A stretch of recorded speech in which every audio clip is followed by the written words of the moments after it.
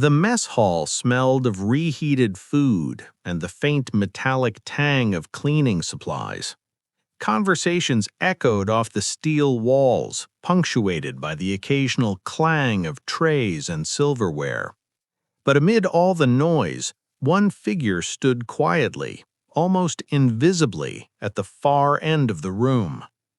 Lieutenant Commander Elena Voss moved with practiced restraint. Her uniform was immaculate, her boots polished, and her hair tightly braided. But she said little. The quietness, however, drew attention, not admiration, but mockery. A group of Marines at the next table leaned over and whispered, "Who does she think she is, standing there like she owns the place?" one of them snickered.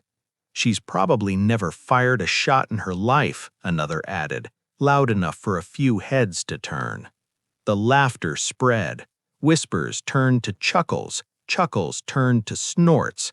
They poked fun at her posture, her silence, the way she adjusted her uniform, the faint scar at her temple. Elena didn't flinch. She didn't even look at them. Her gray eyes scanned the room, calculating, noting distances, noting every movement. To the untrained eye, she appeared calm, almost passive. But inside, her mind was a battlefield of precision. Every motion of every person in the room was catalogued, every gesture analyzed. Her superior, Captain Reynolds, stood nearby and shook his head. "Ignore them, Commander. Some Marines have nothing better to do than mock the quiet ones." But the Marines were relentless. "Bet she's a desk jockey," one of them whispered to his friend, smirking. "Probably counts pens instead of kills." They didn't notice the general entering.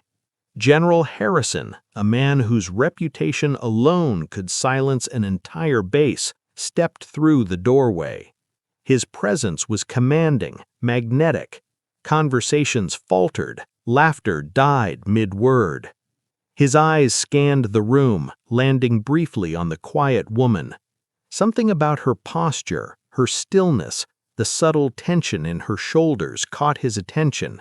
He stepped closer, his boots echoing off the linoleum floor. The Marines froze mid-laugh. Something in their commanding officer's gaze made them suddenly aware of their surroundings, aware of the impropriety of their actions. Lieutenant Commander Voss stepped forward.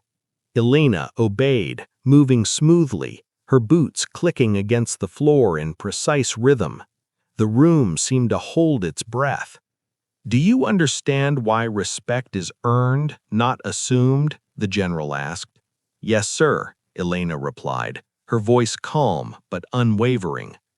Harrison's eyes swept the room, landing briefly on the Marines who had been mocking her, their faces drained of color. "You've been laughing at silence, at composure, at the mark of experience," the general said. His gaze returned to Elena. "But the detail you carry, that one seemingly small detail, tells me everything I need to know." Elena's eyes flickered, the memory of the past flashing through her mind. The missions, the operations, the lives she had saved, the scars she had earned. The faint insignia on her uniform, the silver stitching of a medal earned under fire, glinted subtly under the fluorescent lights. The general pointed. "That medal, Lieutenant Commander Voss, the Silver Star. Do you know what that means?" The room went completely silent. Not a whisper, not a cough, not even the soft scrape of a chair against the floor. Every eye was on Elena and the general. "It means courage," the general continued, voice firm. "It means sacrifice. It means heroism under conditions most of us could never imagine. And yet you, the Marines who mocked her, failed to notice it entirely. Do you understand what that tells me about your character?" Faces reddened. One Marine stammered, "Sir, we didn't—" "Silence," the general commanded. His presence brooked no argument. Elena's scar, her quiet demeanor, Her meticulous composure, all of it now commanded respect rather than ridicule.